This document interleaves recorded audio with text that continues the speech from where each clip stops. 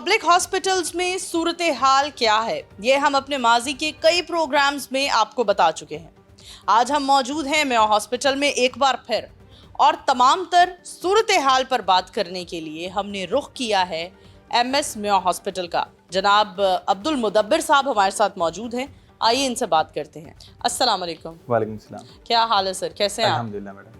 Sir क्या कहना चाहेंगे? सबसे पहले हम हेल्थ सेक्टर पर बात कर लेते हैं। आपने जब से एमएस की सीट संभाली है, क्या लगता है आपको, क्या बेहतरी आई है, क्या बेहतरी लाने में आप कामयाब रहे हैं? Thank you so much for sparing the time. मैं थोड़ा सा स्टैटिस्टिक्स आपके सामने रखना चाहूँगा। मेयो हॉस्पिटल का पब्लिक सेक्टर का सबसे बड़ा हॉस्पिटल है। किसी भी हॉस्पिटल का बड़ा या छोटा होने का अंदाज़ा उसकी बेड कैपेसिटी से लगाया जाता है। मेयो हॉस्पिटल की इस वक्त अप्रॉक्सीमेट जो बेड कैपेसिटी है डैट इज़ 3000। ठीक है। और it is catering to the needs of a very large sector of population. हमारे पास ना सिर्फ पंजाब बल्कि पाकिस्तान के दीगर सूबों से भी पेशेंट्स यहाँ पे आते हैं, और उसका रीज़न सिर्फ ये होता है कि जी यहाँ पे सर्विसेज बहुत अच्छी दी जाती हैं। अभी कल की ही बात है, एक रिटायर्ड ऑफिसर थे एक बड़े अहम इदारे के, वो मेरे पास तशरीफ़ लाए और अपना तारुफ़ कराते हैं कि जी मैं मरी से स्पेशल आया हूँ यहाँ पे। मैं बड़ा हैरान हुआ कि आप मरी से यहाँ पे क्यों आए हैं? तो उन्होंने कहा मैं मरी से यहाँ पे सिर्फ एक फ़लाँ डॉक्टर की वजह से आया हूँ, और मैंने उसी ही डॉक्टर से अपनी बहन का चेकअप कराना है। हालांकि मरी में, रावलपिंडी में बहुत हॉस्पिटल हैं, लेकिन एक जो ट्रस्ट था उनका मेयो हॉस्पिटल के एक स्पेसिफिक डॉक्टर पे, वो रिफ़्लेक्ट करता है कि हमारी जो सर्विसेज हैं वो बियॉन्ड द लाहौर बॉर्डर्स बाकी तमाम अज़ला और बाकी तमाम सूबों में भी जा रही हैं with a very good gesture. ठीक है। कुछ स्टैट्स की बात कर लें तो मेयो हॉस्पिटल में 24 घंटे में रोज़ाना 10,000 नए मरीज़ आते हैं। ठीक है। 3 से 4 हज़ार हमारे पास इमरजेंसी में आते हैं, और 5 से 6 हज़ार तकरीबन ओपीडी में आते हैं मुख्तलिफ शोबाजात में। तो 10,000 मरीज़ हमारे पास आते हैं। हर मरीज़ के साथ ऑन एवरेज अगर हम 2 भी अटेंडेंट्स लगाएं तो 30,000 तो सिर्फ हमारे पास पेशेंट्स और अटेंडेंट्स आते हैं फॉर देयर कंसल्टेशन। और हमारा अपना जो एचआर है वो तकरीबन 5,000 है, जिसमें doctors, paramedics, security, cleaners, staff nurses, everything. वो 5,000 वो लोग हैं। इसके अलावा फिर हमारे पास स्टूडेंट्स आते हैं, नर्सिंग स्टूडेंट्स, एमबीबीएस स्टूडेंट्स, वो भी तकरीबन कोई 6 से 7,000 हैं। तो अप्रॉक्सीमेटली एक रफ़ कैलकुलेशन की गई थी, तो 50,000 is the foot step of Mayo hospital in 24 hours. ठीक है। अब जहाँ पे 50,000 की पॉपुलेशन एक दिन में विज़िट करेगी, तो वहाँ पे फिर हमने कंप्लाइंस की परसेंटेज देखनी होती है, कितने परसेंट सेटिस्फेक्शन रेट है पेशेंट्स का। बट अनफॉर्चुनेटली जो चीज़ हाईलाइट होती है वो 5 to 10% वो नेगेटिव कंप्लाइंस रेट होता है जो रिफ्लेक्ट होता है। जो 95 to 100% गुड कंप्लाइंस रेट है, रोज़ाना यहाँ से सैकड़ों की तादाद में मरीज़ सेहतयाब होकर डिस्चार्ज भी हो रहे हैं, वो अनफॉर्चुनेटली रिफ्लेक्ट नहीं होते। यहाँ पे रोज़ाना 150 से 200 मेजर सर्जरीज़ होती हैं, वो कभी रिफ्लेक्ट नहीं होती। यहाँ पे रोज़ाना 50 फ्री एमआरआई होते हैं। फ्री का मतलब free. Mayo hospital is the only hospital in Punjab as per my knowledge जहाँ पे एमआरआई टोटली फ्री है, even for OPD patients also. ठीक है। यहाँ पे 150 से 200 सीटी स्कैन्स होते हैं। अलोन इन द एमरजेंसी 80 से 100 सीटी स्कैन हो रहा है, जिसमें पेशेंट्स को इमरजेंसी में फ़िल्म भी दी जाती है, डीवीडी भी दी जाती है, और 1 से 2 दिन के अंदर या कुछ एक्यूट केसेस के अंदर इंस्टेंटली उनको पेपर रिपोर्ट भी इशू की जाती है। अब हम अगर बात करते हैं आगे, हमारे पास कितने शोबाजात हैं। हमारे पास 28 मुख्तलिफ डिपार्टमेंट्स हैं, जैसे मेडिसिन का डिपार्टमेंट, सर्जरी का डिपार्टमेंट, एट्सेट्रा। इन हर डिपार्टमेंट के फिर आगे फर्दर यूनिट्स हैं, यूनिट 1, 2, 3, 4। जैसे सर्जरी की बात करें, डिपार्टमेंट एक है सर्जरी का, यूनिट आगे उसके 4 हैं, ईस्ट, वेस्ट, नॉर्थ, साउथ के हिसाब से। We have 74 departments which are catering to the needs of a large public which is coming to the Mayo Hospital on daily basis. इसी तरह जब 50,000 का फुट स्टेप आता है तो साथ में बाइक्स भी आती हैं, गाड़ियाँ भी आती हैं, एम्बुलेंसेस भी आती हैं, फिर दूर दराज से या लोकल लवाहिकीन भी आते हैं। तो it's not a hospital, it's a city, not even a town. But फिर भी अल्हम्दुलिल्लाह ये हॉस्पिटल एक लार्जर स्केल पे सर्विसेज को प्रोवाइड कर रहा है। ठीक थोड़ी सी हम बात कर लेते हैं मेडिसिन के हवाले से, जो कि एक बड़ा नहीं, यहाँ पर हम मेडिसिन पर भी आएंगे, जी। लेकिन यहाँ मैं एक सवाल करना चाहती हूँ कि हमने इतने फंड्स मिलते देखे हैं हेल्थ सेक्टर को। सीएम साहिबा ने हर स्पीच में हेल्थ सेक्टर को बेहतर से बेहतर बनाने की कोशिश की गई है। क्या कहेंगे आप, सिर्फ 3000 बेड्स पर कायम है मेयो हॉस्पिटल, जहाँ जो पेशेंट्स हैं उनका 10,000 आप हमें नंबर्स बता रहे हैं एक दिन के। तो नंबर ऑफ बेड कौन इंक्रीज करेगा, कैसे इंक्रीज होंगे? स्ट्रेचर्स नहीं है यहाँ पर, व्हीलचेयर्स में किल्लत है। क्यों ये सवाल सीएम साहिबा तक नहीं पहुँचाए जाते? नहीं, आपका बड़ा अच्छा सवाल है। देखें, नंबर ऑफ़ बेड इंक्रीज़ करना मसले का हल नहीं होता। नंबर ऑफ़ बेड इंक्रीज़ होते हैं as per the indoor capacity. ठीक है। अब इंफ्रास्ट्रक्चर में हमारे पास 9 ब्लॉक्स हैं, हर ब्लॉक में फिर 5, 6, 7 फ्लोर्स हैं, डिफरेंट हैं। अब इस वक्त करंटली बेड कैपेसिटी चूँकि फिल हो चुकी है। हाँ, अलबत्ता अगर फ्यूचर में कोई और नया ब्लॉक बनता है तो डेफिनेटली उसमें फिर बेड इंस्टॉल होंगे, बेड कैपेसिटी बढ़ जाएगी। अब सीएम साहबा की अगर हम बात करें तो उनका विजन ये नहीं है कि जो ऑलरेडी हॉस्पिटल जिनकी कैपेसिटी फुल हो चुकी हो उसमें जैसे तैसे बेड्स का इजाफा किया जाए। उनका विजन है कि नए अस्पताल बनाए जाएं। आप ख़ुद काउंट कर सकती हैं, एक जाल बिछाया जा रहा है अस्पतालों का। मैं लाहौर की बात कर लेता हूँ, जिन्ना इंस्टीट्यूट ऑफ कार्डियोलॉजी तकरीबन 250 से 300 बेड का हॉस्पिटल है, which is expected to be inaugurated in coming weeks and months. Cancer care hospital 950 bed का है, one of its first kind, ना सिर्फ पूरे पाकिस्तान में बल्कि as per my knowledge and information शायद ये पूरी दुनिया में कैंसर स्पेसिफिक इतना बड़ा अस्पताल होगा 950 बेड का।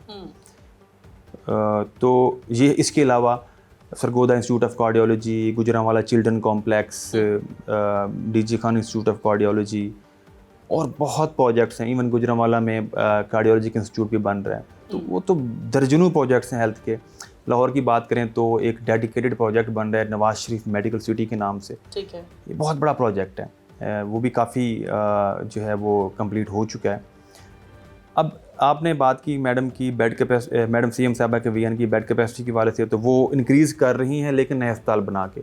अब दूसरा है कि बजट के हवाले से आपने क्वेश्चन किया और स्ट्रेचर्स के हवाले से। इसमें एक ये भी सवाल करना चाहूँगी, मेयो हॉस्पिटल आपने खुद बताया दीगर अजला में, दीगर शहरों में, लाहौर के अलावा हर जगह फेमस है। मेयो हॉस्पिटल रेफ़र किए जाते हैं पेशेंट्स। ऐसे ही तो जब मेयो हॉस्पिटल में पेशेंट्स रेफ़र किए जा रहे हैं और मेयो हॉस्पिटल की ज़रूरत है, नीड है कि नंबर ऑफ़ बेड्स को, व्हीलचेयर्स को, स्ट्रेचर्स को बढ़ाया जाए, तो फिर ये नए नए अस्पताल बनाकर हम मशहूर तो हो सकते हैं कि फ़लाँ हुकूमत में बड़ा ज़्यादा काम किया गया, हेल्थ सेक्टर के लिए बहुत काम किया गया, जो काबिल तारीफ़ है, हम तारीफ़ भी कर रहे हैं।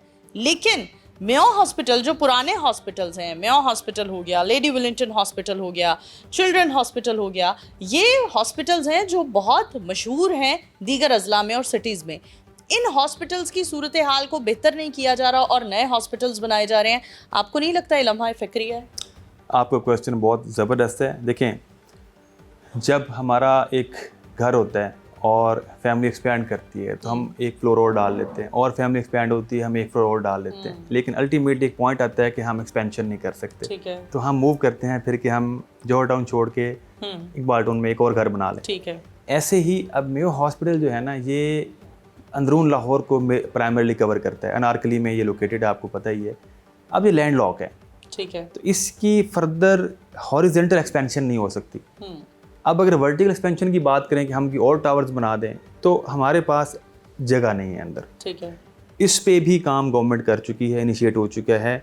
किंग एडवर्ड मेडिकल कॉलेज, वो हमारा जो प्राइमरी यूनिवर्सिटी और कॉलेज है जिससे हम एफिलिएटेड हैं, उसका दूसरा कैंपस बन रहा है मुरीदके में।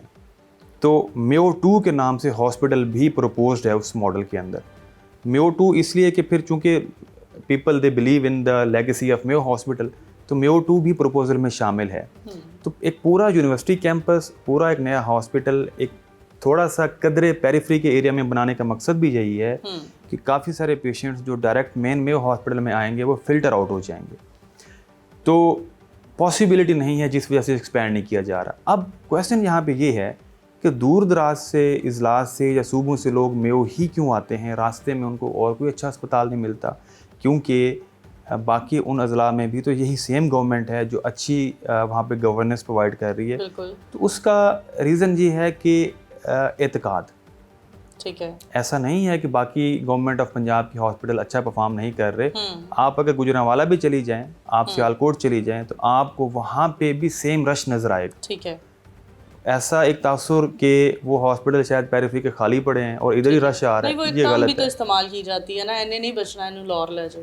बस वो बिल्कुल सही कह रही हैं आप। तो हाँ। एक एतकाद है ना लोगों का, तो उस ठीक है। एतकाद के चक्कर में ना लोग फिर प्रेफर करते हैं मेवा ना। अदरवाइज सर्विसेज अल्हम्दुलिल्लाह, मैं खुद विटनेस हूँ इस चीज़ का, आप खुद ठीक भी है। जाके देखें कि आज से 10 साल पहले पेरिफेरी के DHQ और टीचिंग हॉस्पिटल में क्या ठीक है। हालात थे और आज क्या हालात हैं। थिंग्स हैव इम्प्रूव्ड, ऐसा नहीं है, ठीक बट है। There is still room for betterment. फिर जहाँ तक बात की स्ट्रेचर्स, व्हील चेयर्स की, हाँ, उनकी किल्लत बहुत एक बड़ा सवालिया निशान है। देखें उसमें हमारे पास इस वक्त भी इमरजेंसी में 100 स्ट्रेचर्स, 100 व्हील चेयर्स डिप्यूटेड हैं। थोड़ा सा मेरे पास बाकायदा स्टैट्स हैं, मैं प्रोग्राम के बाद आपको शो भी कर देता हूँ, चाहे तो आप उसको इनकॉर्पोरेट भी कर दें। थोड़ा सा मेरी पब्लिक से अपील होगी, पब्लिक जो है व्हील चेयर फ्री है, CM साहबा ठीक की है। डायरेक्शन है, व्हील चेयर फ्री है, स्ट्रेचर फ्री है। ठीक है। हम एज ए सिक्योरिटी उनका शनाख्ती कार्ड रख लेते हैं ठीक है। कि वो वापस करने आएगा। बट इवन देन कुछ लोग परेशानी के आलम में, किसी के अल्लाह माफ़ी कोई डेथ हो जाती है किसी के पेशेंट की, वो कुछ लाइल्मी में, ठीक है। और बहुत थोड़े जानबूझ के। ठीक है। बहुत बड़ा ये एक सेटअप है, वो जहाँ उनका मरीज़ डिस्चार्ज होता है, स्ट्रेचर व्हील चेयर वो वहीं छोड़ के चले जाते हैं। ठीक है। उसमें से फिर कुछ मिसमैनेज हो जाते हैं, कुछ चोरी हो जाते हैं, जो पकड़े जाते हैं बाज़ ठीक है। औक़ात, कुछ नहीं पकड़े जाते। तो थोड़ा फिर हम इसमें अपनी सिक्योरिटी लगाते हैं, अपनी टीम्स लगाते हैं, उनको रिकवर कराते हैं। अच्छा, फिर कुछ स्ट्रेचर व्हील चेयर पेशेंट्स ले जाते हैं वार्डों के अंदर और वो 10-10 दिन तक उसको ब्लॉक कर लेते हैं कि नहीं जी ये ज़्यादा कंफर्टेबल है, ये नया है, तो हम बेड के ऊपर इसको प्रेफर करते हैं, हालांकि बेड भी अच्छा नया होता है। कहते हैं नहीं जी ये ठीक है। बाज़ औक़ात जब इमरजेंसी पीक पे चली जाती है तो नॉट ऑलवेज बट बाज़ औक़ात डबलिंग हो जाती है, तो फिर वो प्रेफर करते हैं नहीं जी डबलिंग से बेहतर है हमारा पेशेंट अकेला स्ट्रेचर पे मौजूद रहे। ठीक है। तो हम जितने मर्जी स्ट्रेचर व्हील चेयर सिस्टम में फ्लश करते हैं, वो ड्यू टू सर्टन रीजंस वो फिर वापस नहीं आते, फिर हमारी अपनी टीम रिकवर कराती है डेली बेसिस पे। कुछ तो मैडम ऐसे भी हैं, बिलीव मी, मेरे पास इस वक्त भी 300-400 ओरिजिनल ID कार्ड पड़े हैं, वो ID कार्ड भी लेने नहीं आते। ठीक है। कुछ लाइल्मी में, कुछ डेथ होगी किसी की जल्दबाजी में कि हम घर लेके जाएं, कुछ जानबूझ के। ठीक है सर, हमने wheel chair, number of beds की भी बात की, व्हील चेयर्स की भी बात की, स्ट्रेचर्स की भी बात की। अब बात कर लेते हैं मेडिसिन की। आप यहाँ जहाँ, बल्कि आपके नॉलेज में होगा, जहाँ मुफ्त मेडिसिन मिल रही होती है, वहाँ हम पाकिस्तानियों को कब फैसिलिटेट करेंगे? हम कब इस काबिल होंगे कि पाकिस्तानी आएँ, इज़्ज़त से अपना ID कार्ड पकड़ाएं और मुफ्त दवाई लें और निकल जाएं? नंबर ऑफ़ विंडोज़ बढ़ा दें, ठीक है, नंबर ऑफ़ बेड्स नहीं बढ़ सकते, बिल्डिंग्स का मसला है, नंबर ऑफ़ विंडोज़ बढ़ा दें कि हम जो मुफ्त अद्वियात लेने वाले मजबूर और लाचार पाकिस्तानी हैं, उनको हम इज़्ज़त के साथ ट्रीटमेंट दें, और वो आते हैं और बड़ी सस्ती अद्वियात उनको वहाँ से मुफ्त मिलती हैं, और जो महंगी अद्वियात हैं वो कहा जाता है कि बाहर से मिलेंगी। ये एक माफिया है बाकायदा, आप बेहतर जानते हैं फार्मेसीज़ के हवाले से। आपको नहीं लगता है इस पर CM साहिबा को क्या सजेस्ट करेंगे कि हॉस्पिटल्स के पास करीबी फार्मेसीज़ बंद कर देनी चाहिए और हॉस्पिटल की फार्मेसी को प्रॉपर तरीके से चलाना चाहिए कि वहाँ पर किसी भी किस्म की दवाई की कमी ना हो, किल्लत ना हो, ताकि लोगों को महंगी दवाइयाँ भी मुफ्त मिले, बजाय इसके कि सिर्फ पैनाडोल, पैरासीटामोल जैसी दवाई मुफ्त मिल रही है। इस पर क्या कहेंगे? देखिए, इसमें 2-3 बातें मैं कहूँगा। CM साहिबा का जो डायरेक्टिव और जो विजन है वो है हेल्थ फॉर ऑल, और दूसरा उनका विजन है कि जो फैसिलिटी पेशेंट को हेल्थ के हवाले से लाहौर में मिलती है, इस चीज़ का उन्होंने बरमला काफ़ी दफ़ा इजहार किया है, ये उनकी विश है। ठीक है। वो चाहती हैं कि जिस तरह की फैसिलिटी उनको किसी भी बड़े शहर में मिलती है, वैसे ही फैसिलिटी उनको पंजाब के हर ज़िला के हर अस्पताल में मिले। ठीक है। तो this is the vision of our worthy CM। अब इसके ऊपर फिर जब इम्प्लीमेंटेशन आती है तो उस पर उनकी ज़ीरो टॉलरेंस पॉलिसी है, वो कोई भी चीज़ इस पर बर्दाश्त नहीं करती जब बात आती है पेशेंट की मेडिसिन के हवाले से। अब मेडिसिन में जो हम पेशेंट को डिस्पेंस करते हैं, हम 3 डिफरेंट लेवल पर डिस्पेंस करते हैं। पहला लेवल होता है हमारा एमरजेंसी, ठीक है। दूसरा लेवल होता है अगर इमरजेंसी से या ओपीडी से पेशेंट इंडोर में दाखिल होता है, और तीसरा लेवल होता है हमारा सिर्फ ओपीडी। ठीक है। अच्छा, आप ये नोट करेंगी, आप बल्कि मेयो हॉस्पिटल में काफ़ी दफ़ा आती जाती रहती हैं, आपने नोट किया होगा कि आपको बहुत रेयरली कंप्लेंट मिली होगी इमरजेंसी में मेडिसिन की या इंडोर में। ठीक है। आपको प्राइमरीली कंप्लेंट मिली होंगी ओपीडी के अंदर। यस।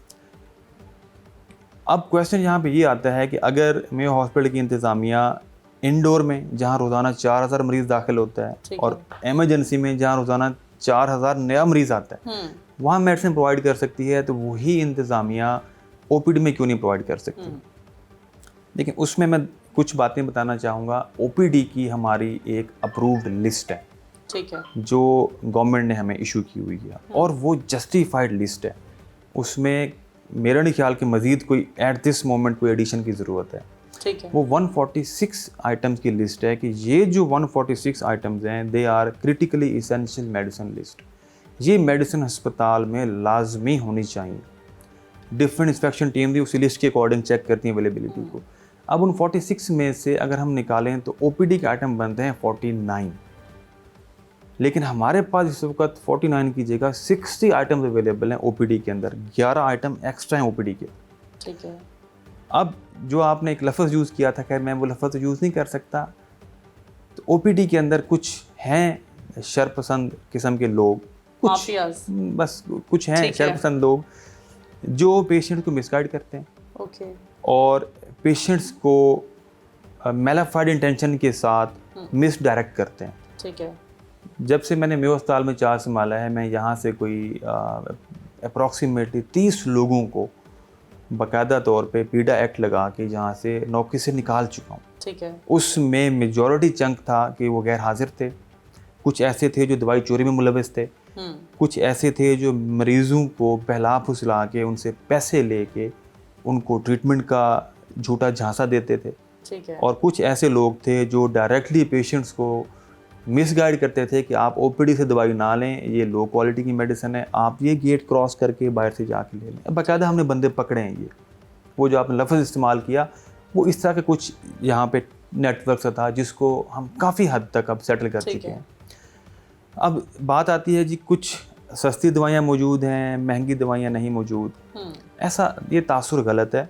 उसमें कुछ में थोड़ा सा प्रॉब्लम आया था जब हमने ये लिस्ट इम्प्लीमेंट की, तो चूँकि डॉक्टर्स रैंडमली अपनी प्रेस्क्रिप्शन लिख रहे थे, ये लिस्ट रिसेंट बनी है कुछ 6 महीने साल पहले, तो जब हमने ये इम्प्लीमेंट की तो उस इम्प्लीमेंटेशन में थोड़ा सा टाइम लग गया। वो जो sort of doctors used to हो गए थे कि मैंने फ़लाँ प्रॉब्लम के लिए ये 2-3 मेडिसिन लिखनी है, तो उस अप्रूव्ड लिस्ट के अकॉर्डिंगली उनको थोड़ा सा अपने आप को मोल्ड करने में टाइम लगा। अदरवाइज़ जो मेडिसिन मिलनी चाहिए वो है अवेलेबल। फिर एक इशू आता है लंबी क्यूज़ का, जो एक हमारा मेन चैलेंज है, जिसकी वजह से लोग ज़्यादा परेशान होते हैं। गर्मी होती है, धूप होती है और लंबी लंबी कतारें होती हैं। उसमें हमारे पास पहले ओपीडी फार्मेसी पे 3 विंडोज़ काम कर रही थी, इस वक्त हमारे पास 6 विंडोज़ काम कर रही हैं। ठीक है। 2 और विंडोज़ पे भी हम काम कर रहे हैं कि इसको हम फर्दर 8 विंडोज़ पे लेके जाएं। अब ओपीडी का जो टाइम है वो 8 से 3 बजे तक होता है, लेकिन जो मेन रश होता है वो 10 बजे से लेके 1 बजे तक होता है। वो जो ये 3 घंटे की विंडो है ना, उस 3 घंटे की विंडो के अंदर ही हमने कोई 3 से 4 मरीज़ को दवाई डिस्पेंस करनी है। ठीक है। तो उसमें जितने भी हम काउंटर्स बढ़ाएं, क्यू तो बनेगी, लेकिन ये है कि काउंटर बढ़ाने से थोड़ा सा उनकी एग्नी कम हो जाएगी। ओके। हम इस पे काम कर रहे हैं। ये जेन्युइन मसला है और मेरा ख्याल है कि शायद ये कुछ और अस्पतालों में भी है। तो government of Punjab, health department, ठीक है, और हमारी तमाम अथॉरिटीज़ इसके ऊपर डिलीजेंटली काम कर रही हैं, और इंशाल्लाह आने वाले दिनों में आपको ये बेहतरी भी महसूस होगी। अच्छा, हम दुआ गो हैं कि जल्द से जल्द पाकिस्तान के ख़ास तौर पर हेल्थ सेक्टर के मसाइल हल हों, क्योंकि ये कहा जाता है कि सीएम साहिबा की पल्स भी है। जी बिल्कुल, ऐसे कहती हैं कि बिल्कुल फैसिलिटेट किया जाए, बहुत सेंसिटिव है हेल्थ को लेके। बिल्कुल। हम ये भी जानना चाहेंगे, क्योंकि एक पाकिस्तानी होने की हैसियत से, फिर एक फील्ड वर्क करने की हैसियत से मेरा ये मुझे शर्फ हासिल है कि मैंने इस पर वर्किंग की कि बख्शीश क्यों मांगी जाती है गवर्नमेंट अस्पताल में, ख़ास तौर पर हर गेट पर, हर डिपार्टमेंट में एंटर होते हुए, व्हीलचेयर लेने के लिए हर जगह कुछ ख़वातीन और मर्द हजरात खड़े होते हैं, क्लीनर्स होते हैं, वो बख्शीश का रोना रोते हैं और वो लोगों को परेशान करते हैं, जिस बख्शीश के बार बार मांगने पर लोग काफ़ी ट्रिगर होते हैं। तो लिहाजा जब हम इस बात के, इस मसले की जड़ पर पहुँचे तो एक और मसला सामने आया कि ठेके पर दे दिया जाता है, लोग आते हैं और ठेका कर लिया जाता है उनके साथ, और जो क्लीनर्स हैं, गार्ड्स हैं, इनकी सैलरीज़ वो कंपनीज इनको दिए बगैर ही चली जाती हैं। सर ये एक बहुत बड़ी हक तलफी है कि एक इंसान को हम 6-6 महीने की तनख्वाह नहीं दे रहे। जब उनके रोने हमने सुने तो हम अपने दुख भूल गए, हम मरीजों के भी दुख भूल गए। तो ये जो ठेकेदारी का सिस्टम है, क्या ये बहुत मुनाफा बख्श है जो ये किया जा रहा है? क्या ये बहुत पॉकेट फ्रेंडली है? इस सिस्टम को ख़त्म करके क्यों नहीं किया जा सकता कि जैसे डॉक्टर्स को तनख्वाहें हॉस्पिटल की तरफ से मिलती हैं, गवर्नमेंट की तरफ से मिलती हैं, वैसे ही क्लीनर्स को और इन लोगों को भी तनख्वाहें, गार्ड्स को तनख्वाहें हॉस्पिटल की तरफ से मिलें, बल्कि ठेकेदारी वाला सिस्टम ख़त्म किया जाए। जी, इसमें ये आपने बड़ा एक ट्रिकी और बड़ा डिटेल्ड क्वेश्चन किया है, मैं इसका जवाब दूंगा। उसमें सिस्टम कोई गलत नहीं होता, ठीक है। सिस्टम की इम्प्लीमेंटेशन जो होती है ना, उसमें फ्लॉज हों तो सिस्टम फेल होता है, सिस्टम सारे अच्छे होते हैं। अब अगर आप स्टैट्स उठा के देखें या आप कोई एक स्टिंग ऑपरेशन करके देख लें, उसमें सिर्फ ठेकेदार वाला जो स्वीपर या सिक्योरिटी गार्ड है वो नहीं इन्वॉल्व होगा, ठीक है। चाहे वो हमारा रेगुलर सिक्योरिटी गार्ड क्लीनर है, कहीं कहीं वो भी इन्वॉल्व होगा। अब हम करते क्या हैं इसमें, हमारी क्या पॉलिसी है? हमने एक सेंट्रल कंट्रोल रूम इस्टेब्लिश किया है जिसमें हम इनकी रियल टाइम मॉनिटरिंग करते हैं कैमरास के थ्रू। और दूसरा, हमने जो है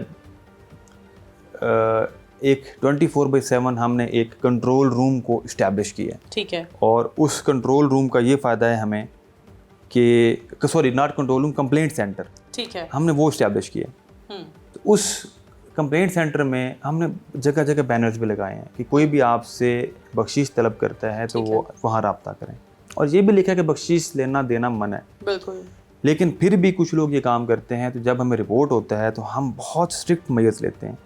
अभी मैं अगर आपको दिखा सकूँ इन कैमरा, ये एक कल हमें हमारे कंट्रोल रूम से एक मैंने पकड़ा एक वर्कर को, जिसने ये देखें सारे पैसे, ये बाकायदा उसका ये कार्ड है ये, और ये एक हमें पेशेंट ने आके कंप्लेंट की, ये रात का टाइम है, हमारी टीम गई, उन्होंने छापा मारा और उसकी जेब से ये उन्होंने सैकड़ों रुपए बरामद किए, ठीक है, और इस गार्ड को हमने मुअत्तल कर दिया। ठीक, मैं आपको फॉरवर्ड कर दूंगा, आप इसमें चला देंगे, हम डबल विंडो में चल तो हम डिस्करेज करते हैं और बहुत सख्त एक्शन लेते हैं। इसका फ़ायदा भी हुआ है, इसका फ़ायदा ये हुआ है कि लोग थोड़ा सा डरना शुरू हो गए हैं, बाज आ गए हैं, क्योंकि जाहिर है वो नौकरी होगी तो फिर बाकी इनके मामला चलेंगे ना। सर उनका कहना है कि हमें तनख्वाहें ही नहीं मिलती, उस तरफ भी आ जाता हूँ, मैं उस तरफ भी आ जाता हूँ। जिनको तनख्वाहें पूरी मिलती हैं उनमें से भी कुछ लोग इस काम में मुलविस पाए जाते हैं। ये बेसिकली ये मुआशरे में तरबियत और अखलाकियात का फुकदान है, उसका ताल्लुक तनख्वाह से नहीं है। मैंने वो केस भी पकड़े हैं जिनको तनख्वाह पूरी मिलती है, वो केस भी पकड़े हैं जो हमारे रेगुलर एम्प्लॉयज़ हैं जिनको हम पूरी तनख्वाह देते हैं, वो भी ये काम करते हैं। अब ठेकेदार की बात करते हैं। देखिए, ठेकेदारी सिस्टम अच्छा है बुरा है उस पर तो कमेंट मैं नहीं कर सकता, कि कुछ लोग कहेंगे अच्छा है, कुछ कहेंगे बुरा है, उससे मुझे फ़र्क नहीं पड़ता, इम्प्लीमेंटेशन से फ़र्क पड़ता है। ठीक है। अभी एक हमारी कंपनी है जो यहाँ पे आउटसोर्स्ड है, तो उसने सैलरीज कम पे की, किसी को 20 में भी किसी को 25, इस तरह रैंडम थी वो। हमने रियल टाइम डाटा निकाल दिया और जब उसको बिल पे करने की बारी आई तो हमने उस कंपनी की एक महीने के बिल में से 68 लाख उसको फाइन करके हमने, मैं ऑन द रिकॉर्ड कैमरा पे कह रहा हूँ, आई कैन गिव प्रूफ, सिर्फ एक महीने का हमने उनका 68 लाख काट लिया उसमें से। ठीक है। अब प्रॉब्लम ये है कि वो जो 68 लाख है हमने काट लिया, अब वो पैसे ना ठेकेदार को गए हैं ना वर्कर को गए हैं। ठेकेदार का नुकसान हो गया, वर्कर रुल गया, पैसे हमारे पास वो बेकार पड़े हैं, क्योंकि हम डायरेक्ट वर्कर को दे नहीं सकते, हम ठेकेदार को देंगे, ठेकेदार आगे देगा। 3 महीने बाद वही ठेकेदार अब वो माफ़ी मांगने पे आ गया, उसने इन राइटिंग उसने अपॉलोजी की है, ठीक है, और उसने कहा है कि जी पहले मैं इनको पैसे देता हूँ 68 लाख, आप इनको इसको वेरीफाई करें, फिर आप मुझे ये आप जो मेरा एक पेनल्टी है या जो मेरे बकाया जाते हैं ये इशू करें। तो हमने कहा जी हम फुल कोऑपरेट करेंगे।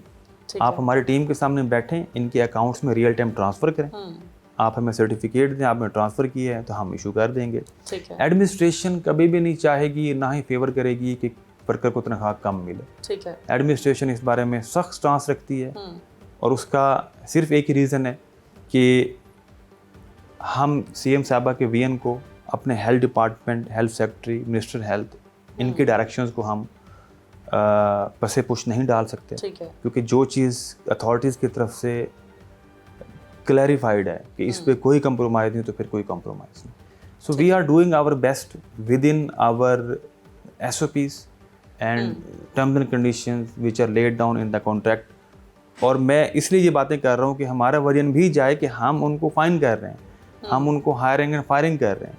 30 लोग तो मैंने खुद निकाल दिया रेगुलर, जो इस तक काम में मुलविस पाए गए, और फर्दर भी हम काम कर रहे हैं कि इसको मज़ीद जो है बेहतर करने की कोशिश करें। ठीक है। ओवरऑल आप भी एक पाकिस्तानी हैं, फिर मेहनत से इस मकाम तक पहुंचे हैं। हम ऐसा हरगिज़ नहीं कहते कि कोई अगर बड़ी सीट पर पहुंच जाए तो हम ये नहीं, हमें उसकी माजी की मेहनत को हमें कभी भी दरगुजर नहीं करना चाहिए। तो आप यकीनन मेहनत करके यहाँ पहुंचे हैं। तो क्या कहना चाहेंगे आज के दौर में जो डॉक्टर्स के गले में माइक्रो कैमरास डाल दिए गए हैं, वो मुनासिब हैं? डॉक्टर हजरात तो काफ़ी हमें शिकायत करते भी नज़र आते हैं, लेकिन आपको लगता है कि डॉक्टर्स के गलों में माइक्रो कैमरास, जो सीएम साहिबा ने एक इनिशिएटिव लिया है कि ऑन ड्यूटी कैमरास का इस्तेमाल किया जाएगा, और आपको लगता है ये एक मुनासिब फ़ैसला है और ऐसा होना चाहिए था? नहीं, देखिए मेरी बात सुनिए, ये जो है फ़ैसला डॉक्टर्स के लिए नहीं है, ये फ़ैसला स्टाफ नर्सेस के लिए भी नहीं है। ये इसे कहते हैं बॉडी वॉर्न कैमरास। ठीक है। ये फ़ैसला है सिर्फ कुछ सेक्शंस के लोगों के लिए, फार्मेसी के लोग जो स्टोर में मेडिसिन डिस्पेंस कर रहे हैं, उसमें डिस्पेंसर्स आ गए, उसमें स्टोर कीपर्स आ गए, उसमें सिक्योरिटी गार्ड्स आ गए जो उस स्टोर पे ड्यूटी दे रहे हैं, और वो भी सिर्फ ड्यूटी टाइम में। ठीक है, ताकि रियल टाइम पता चले कि वहाँ से कोई मेडिसिन की पिलफरिंग तो नहीं हो रही। और इस इनिशिएटिव के बाद करप्शन पर कितना कंट्रोल पाया? काफ़ी बेहतरी आई है, क्योंकि हम उन कैमरास की रिकॉर्डिंग्स को रैंडमली चेक करते हैं। ठीक है। और उसको फिर हम स्टॉक के साथ फिर रिकॉन्साइल करते हैं। काफ़ी फ़र्क पड़ा इस चीज़ से। ये एक अच्छा इनिशिएटिव है। इसको नेगेटिवली पोर्ट्रे इस तरह ना किया जाए कि डॉक्टर्स या स्टाफ नर्सेज के लिए, ये सिर्फ और सिर्फ उन वर्कर्स के लिए ड्यूरिंग द शिफ्ट टाइम में बॉडी पे कैमरा लगता है, आप बस अपना काम करें, उसमें कोई नेगेटिविटी नहीं होती। जो सीएम साहिबा का एक स्पेशल इनिशिएटिव है regarding the use of mobile phones. ठीक है। अच्छा, उसमें भी 2-3 बातें हैं। उसमें एक तो ये कि ग्रेड 18 या उससे नीचे के जो हमारे स्टाफ मेंबर्स हैं वो मोबाइल फ़ोन यूज़ नहीं करेंगे। ग्रेड 18 से ऊपर 19 ग्रेड का, 20 ग्रेड का, 21 ग्रेड का जो भी डॉक्टर या स्टाफ है या एडमिनिस्ट्रेशन है, वो इससे एग्जेम्प्टेड है। ठीक है। एक तो ये पॉइंट है, सब के लिए नहीं है ये। दूसरा, बाकी सब के लिए भी जो ये डायरेक्शन है वो भी ड्यूरिंग द ड्यूटी टाइम है। ठीक है। ड्यूटी टाइम के अलावा वो अपना मोबाइल यूज़ करें, कोई इसमें कबाहत नहीं है। और ड्यूटी टाइम में भी जो इसके पीछे एक main scope of this direction है, वो ये है कि आप पेशेंट को प्रायोरिटाइज करें। आप अब देखें ना, इतना लोड है मेयो हॉस्पिटल पे, और इस लोड को डील करते वक्त अगर ओपीडी में या इमरजेंसी में कोई डॉक्टर या staff nurse mobile phone use करे तो आप भी नहीं चाहेंगी, मैं भी नहीं चाहूँगा। तो फिर सीएम साहब क्यों चाहेंगी कि ड्यूरिंग द ड्यूटी की मोबाइल यूज़ करे? ठीक है। और ये कोई ऐसा नहीं है कि ये इस पर कोई बहुत ज़्यादा कोई इसको जैसे कहते हैं ना कि स्क्रूड अप किया गया, ऐसा नहीं है। For the reason of some urgent communication, pager system भी ऑल्टरनेटिव दिया गया। ऐसा नहीं कि बिल्कुल ही सांस बंद कर दिया गया, कम्युनिकेशन को बहाल रखा गया। ठीक है। सीएम साहब की डायरेक्शन है कि आप पेजर प्रोवाइड करें, हम कर रहे हैं। दूसरी डायरेक्शन ये है कि टेलीफोन एक्सचेंज को बेहतर किया जाए। उसमें काफ़ी हमारी एक्सचेंज जो हैं वो ओके हैं, नॉर्मल हैं। 2 के ऊपर काम चल रहा है, वो भी इंशाल्लाह जल्दी ऑपरेशनल हो जाएंगी। बाकी अगर कोई एक्यूट इमरजेंसी हो भी जाती है तो हमारे DMSs तमाम ब्लॉक्स में राउंड द क्लॉक प्रेजेंट होते हैं। डॉक्टर, स्टाफ नर्सेज उनसे कांटेक्ट भी कर सकते हैं। इवन वो DMSs मोबाइल फ़ोन यूज़ कर भी सकते हैं, उनको अलाउ भी कर सकते हैं केस टू केस बेस पे। ठीक है। लेकिन ऐसा कि ड्यूरिंग द ड्यूटी हर बंदा ही अगर फ़ोन पकड़ के बैठ जाए तो कोई भी नहीं चाहेगा, आप और मैं नहीं चाहेंगे तो डाइवर्ट हो हाँ, जाती है, बिल्कुल। सर, हम आपका बहुत ज़्यादा टाइम ले लिया, लेकिन बस एक आखिरी क्वेश्चन की तरफ जाते हैं। सबसे पहले आप एक इंसान हैं, फिर आप एक डॉक्टर हैं, फिर आप एमएस के इस सीट पर कायम हैं, अल्लाह आपको मज़ीद तरक्की दे। क्या कहते हैं, रवैया इलाज के हवाले से कितना मैटर करता है? और गवर्नमेंट हॉस्पिटल की नर्सेस का, डॉक्टर्स का रवैया बहुत पैथेटिक कंसीडर किया जाता है। हमने बड़ी सारी कंप्लेंट्स भी सुनी है, हमारा पर्सनल एक्सपीरियंस भी कह लें। क्या वजह है गवर्नमेंट हॉस्पिटल में नर्सेस का? यही डॉक्टर जब हमें प्राइवेट सेक्टर में मिलते हैं तो बहुत खुश अखलाक़ी से हमें ऑन करते हैं, यही डॉक्टर्स जब हमें पब्लिक हॉस्पिटल में मिलते हैं तो उनका रवैया इतना पैथेटिक होता है कि बंदा कहता है हम दोबारा आए ना इनके पास। क्या वजह इसकी, और इस पर कैसे कंट्रोल किया जा सकता है? देखिए, फिर बात करूंगा मैं कि मेरे हॉस्पिटल में रोज़ाना 10,000 मरीज़ आते हैं। अब उन 10,000 में से अगर 100, 200, 500 ये कंप्लेंट करते हैं कि डॉक्टर स्टाफ का रवैया अच्छा नहीं था, उस पर भी मैं बात कर लेता हूँ। लेकिन उससे पहले हमें ये देखना चाहिए कि जो 9,000, 9,500 मरीज़ खुश दिली से गया है, कंप्लेंट जिसने नहीं की, उनको भी तो किसी डॉक्टर स्टाफ ने देखा है। ये पॉजिटिविटी भी बतानी चाहिए।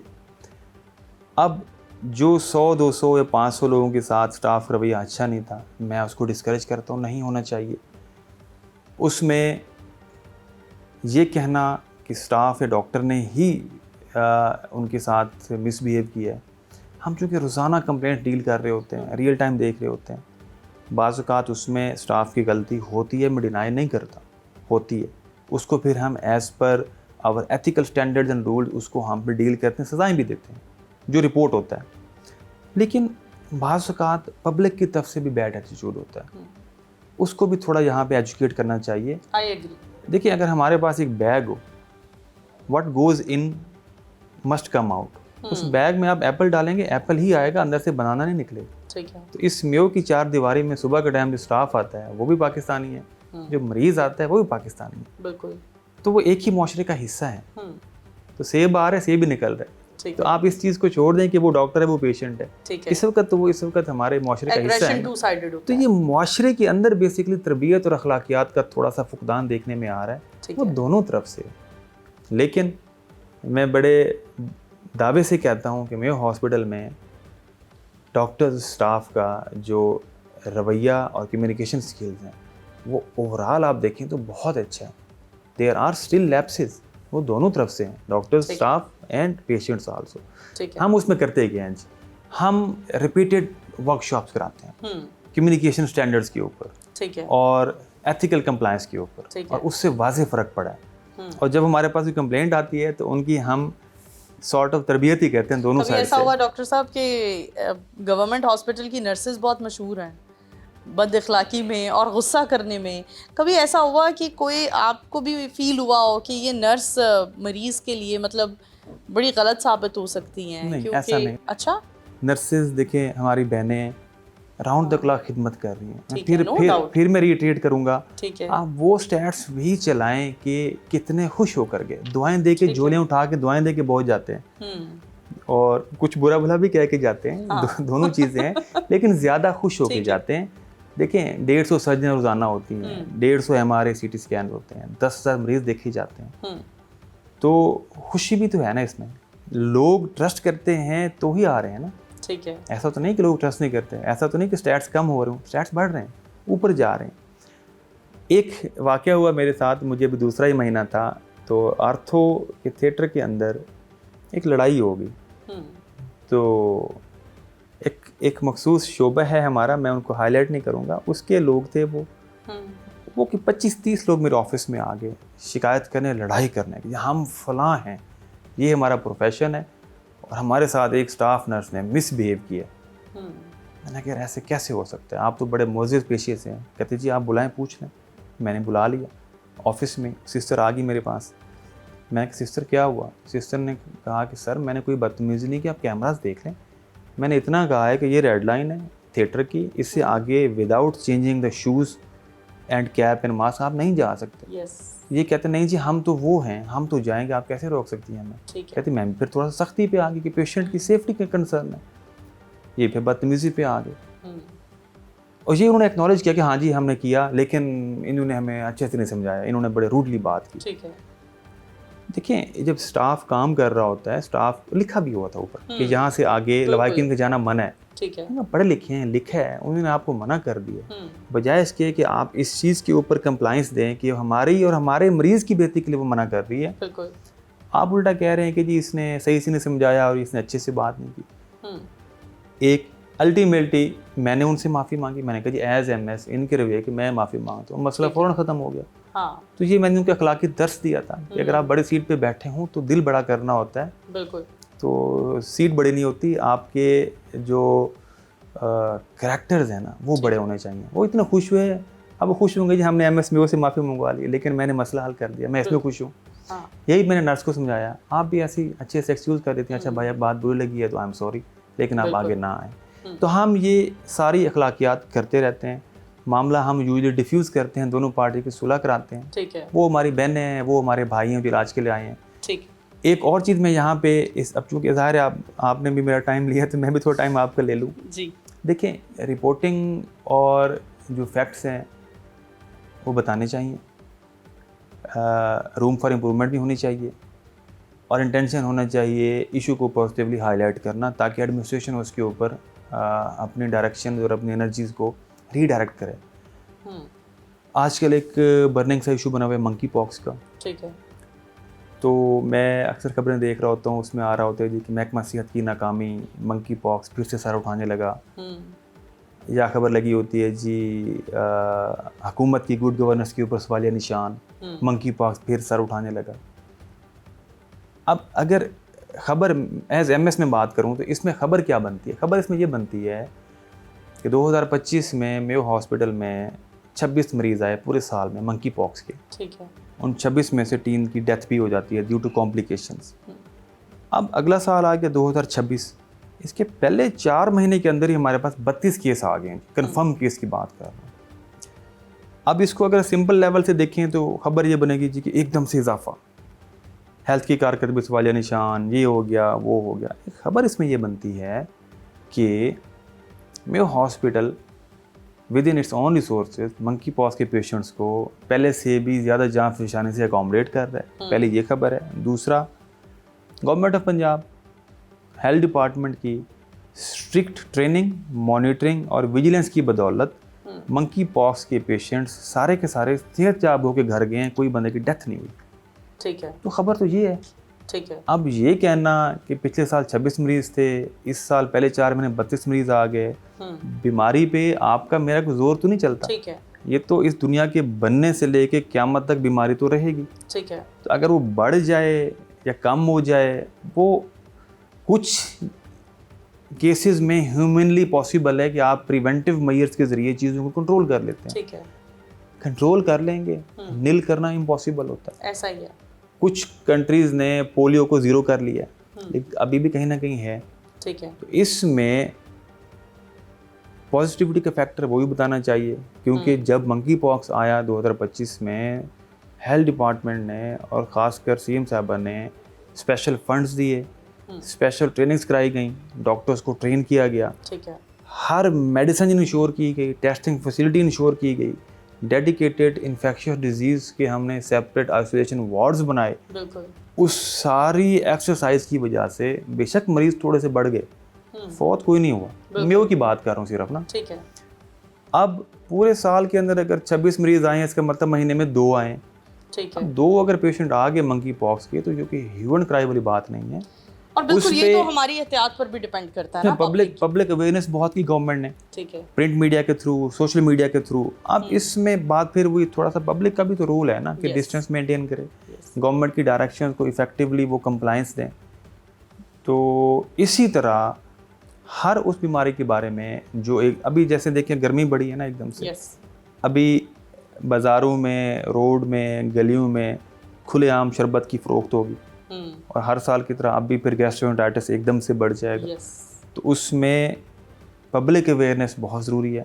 तो ये खबर देने से पहले मीडिया थोड़ा सा पब्लिक कैंपेन भी कर दे कि भाई गर्मी स्टार्ट होने लगी है, थोड़ा हाथ होला रखना है, थोड़ा एहतियात करनी है, हाथ धोने हैं, सफाई का ख्याल रखना है, और अच्छी हिफ्ज़ान सेहत के असूलों के मुताबिक अच्छी रजिस्टर्ड जगहों से आपने खाना खाना है, बिल्कुल या पानी या शरबत का इस्तेमाल करना है, सैनिटेशन का ख्याल रखना है, रोज़ नहाना है, कपड़े साफ़ पहनने हैं, बिल्कुल पानी फ़िल्टर वाला इस्तेमाल करें, वो नहीं अफोर्ड कर सकते घर में उबाल के पिएँ ठंडा करके, ठीक है। तो देयर आर रेमेडियल मेजर्स। तो अभी से अगर मीडिया अपना रोल प्ले करना शुरू कर दे तो आई एम श्योर यही मीडिया फिर ये खबर चलाएगा कि अब की बार गैस्ट्रो के केसेस पिछले साल से कम है। कम है, बिल्कुल जी। बहुत शुक्रिया, thank you so much doctor साहब, आपके कीमती वक्त का और आपकी राय का। मेयो हॉस्पिटल के हमने बेशुमार शोज़ किए जिसमें हमने आवाम के मसाइल आपके सामने रखे, मरीजों के मसाइल रखे, इसके साथ हमने मेयो हॉस्पिटल के अमले के मसाइल को भी उजागर किया। अब हमारे लिए लाजम था कि हम MS मेयो हॉस्पिटल की राय भी आपके सामने रखें और जानें कि इन तमाम तर मसाइल को किस तरह हल किया जा रहा है। CM साहिबा की एक नोटिस लेने पर कितने लोगों को बरतरफ कर दिया जाता है उनकी नौकरियों से, लेकिन उसके बावजूद हेल्थ सेक्टर क्यों बेहतर नहीं हो रहा।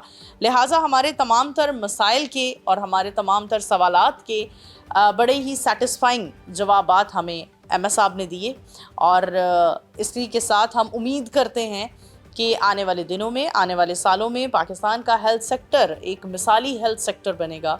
और फिलवक्त क्योंकि प्रोग्राम का वक्त ख़त्म हुआ जाता है तो अपनी होस्ट नूर अमानुल्लाह को दीजिए इजाज़त। दोबारा हाजिर होंगी, तब तक के लिए अल्लाह हाफ़िज़।